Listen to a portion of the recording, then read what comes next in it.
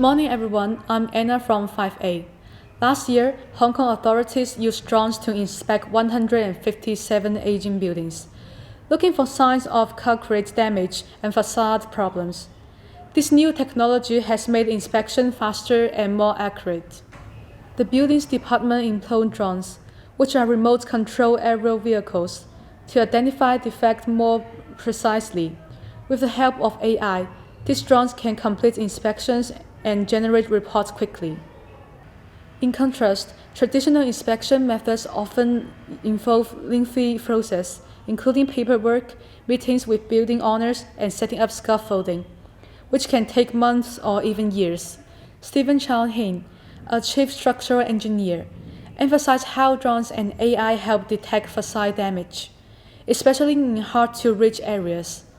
Hong Kong is facing a growing issue with aging buildings. The number of private homes in buildings over 70 years old is projected to rise dramatically, from about 1,000 in 2018 to 373,000 by 2048. Additionally, homes in buildings over 50 years old will increase from 198,000 to 854,000 in the same period. Recently, there have been incidents highlighting the dangers of aging buildings.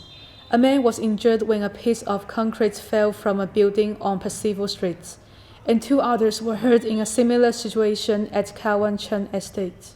Larry Wong Liu Kan, a senior officer at the building department, noted that drone inspections are much faster and can capture detailed images of building surfaces.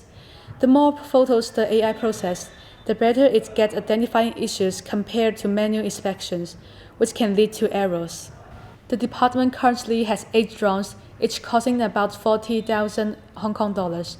They have trained 69 drone pilots externally and are now training their own staff, aiming to add 56 more pilots. So far, 14 have completed their training. The department plans to inspect 360 buildings each year and hopes to finish inspection and necessary repairs on 2/3 of them before the rainy season. Last year, they found dangers on the external walls of 352 buildings, with owners managing repairs for most of them. Building owners are responsible for maintaining safety and may feel legal consequences if their building poses risk to others. That's it for today's episode. Thanks for watching.